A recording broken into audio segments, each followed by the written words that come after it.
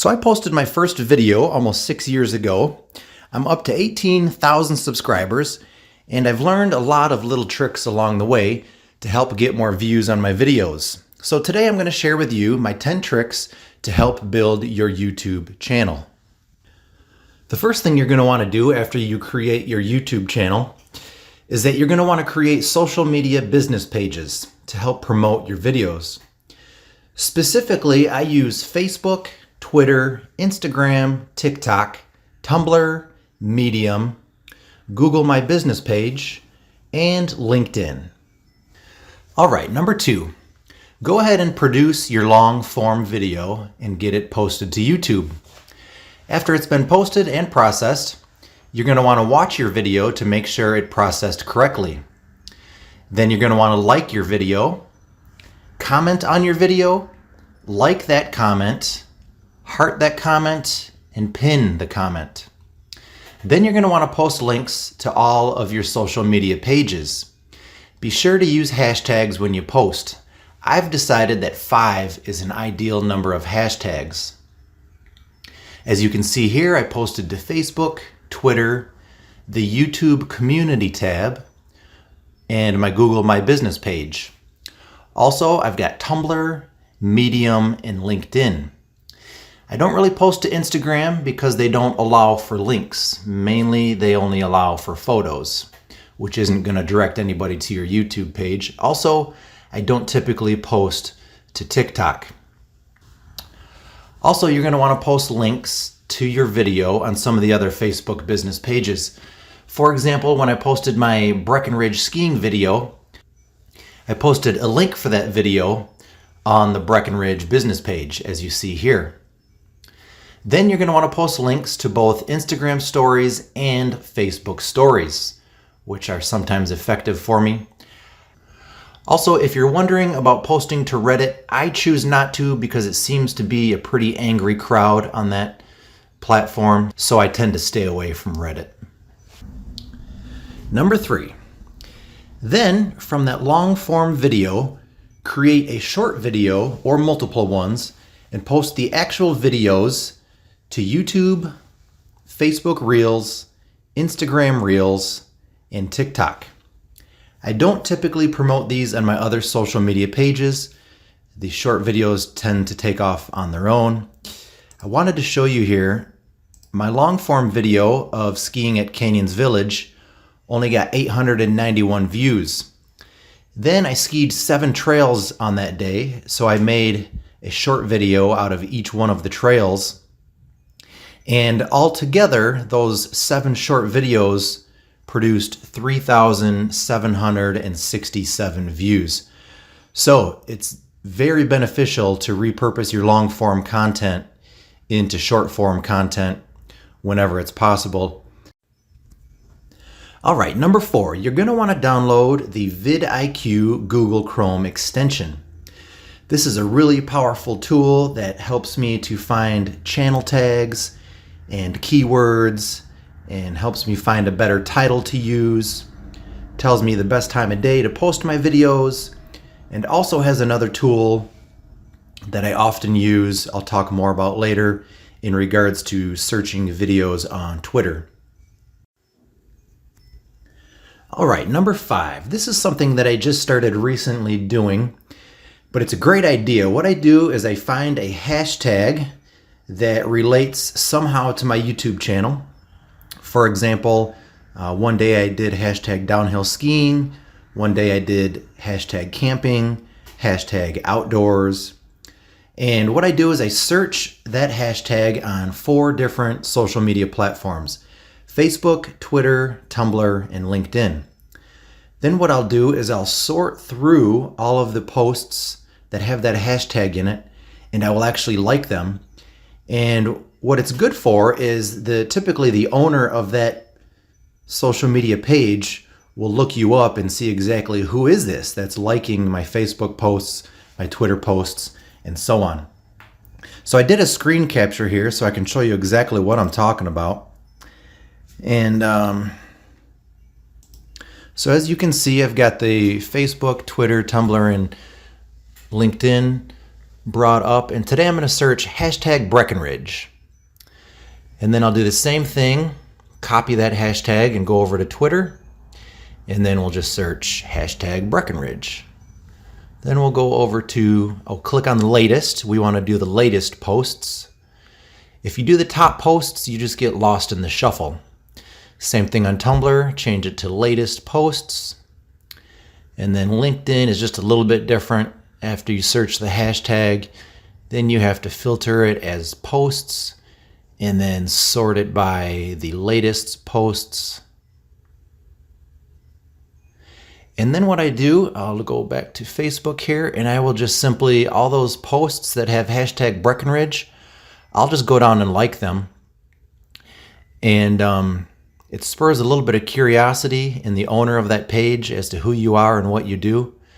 So I'll typically like about 10 or 12 posts on each of the platforms, giving me about 40 to 50 likes per day. Potential new subscribers.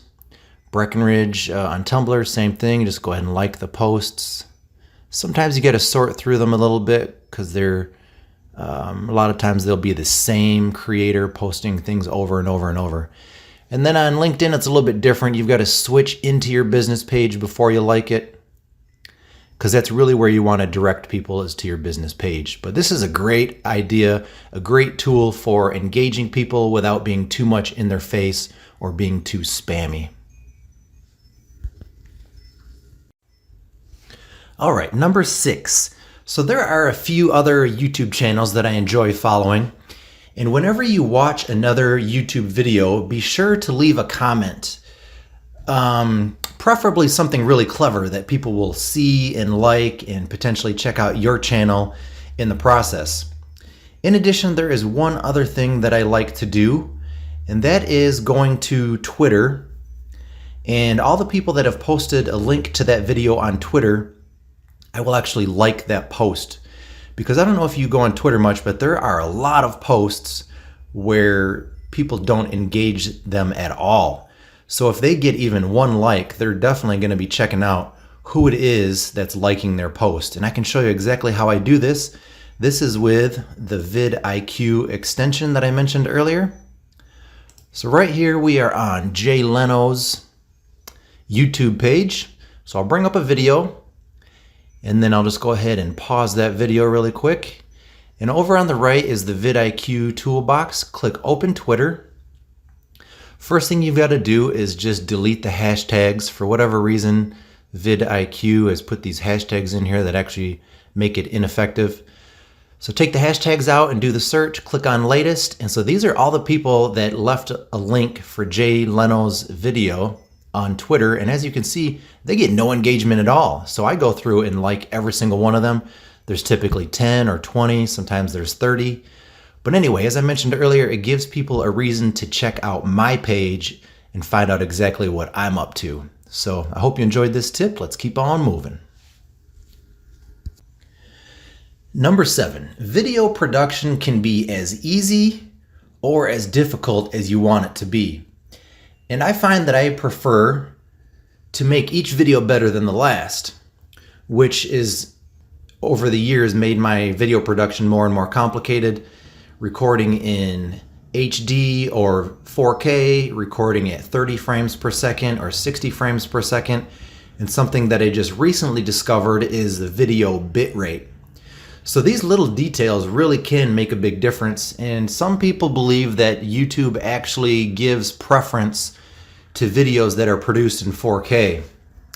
I do have a screenshot of YouTube's recommended video bit rates. This is just something that you're going to want to investigate if you're interested in making each video better than the last. But I found myself recording videos in 60 frames per second and then accidentally producing them at only 30 frames per second, which is just ridiculous. More or less, I'm dumbing down the video quality during the production process.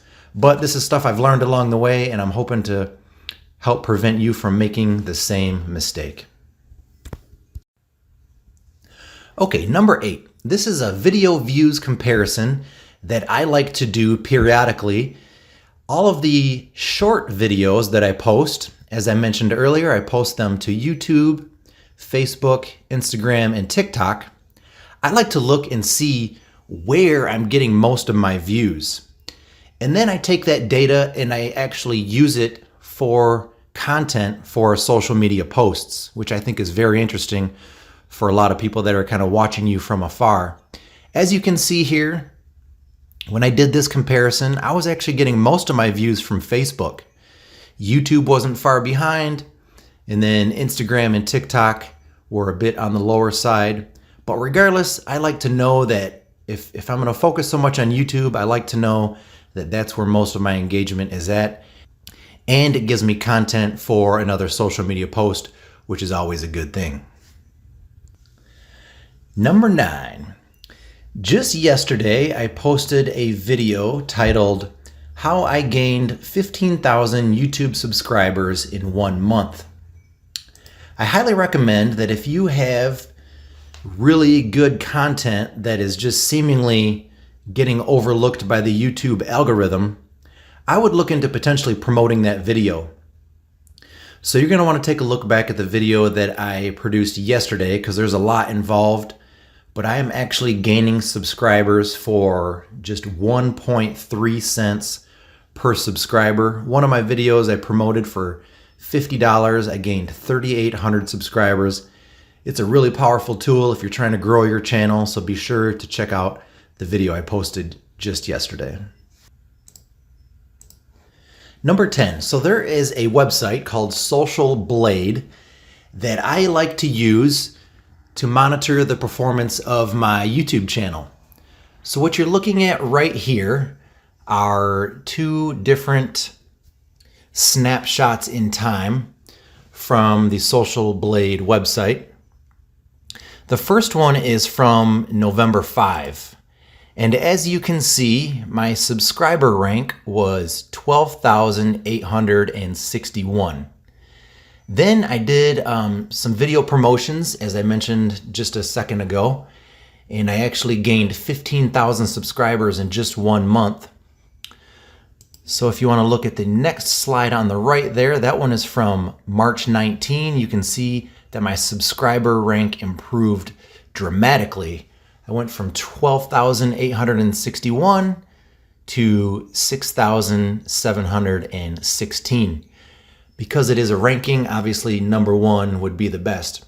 So do yourself a favor and go to socialblade.com, look up your YouTube channel, and monitor it from time to time to see how your channel is performing and progressing.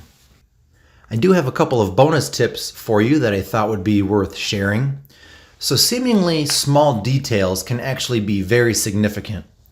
I produced an amazing video of Disney's Animal Kingdom in Orlando, Florida, and right about the 11-minute mark, I accidentally mentioned one word that the YouTube algorithm didn't like.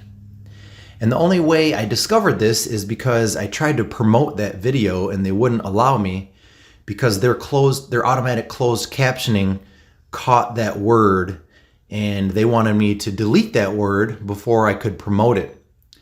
So what I decided to do is just actually reproduce that entire video without that word to see if the video would perform better, and indeed, as you can see, it did.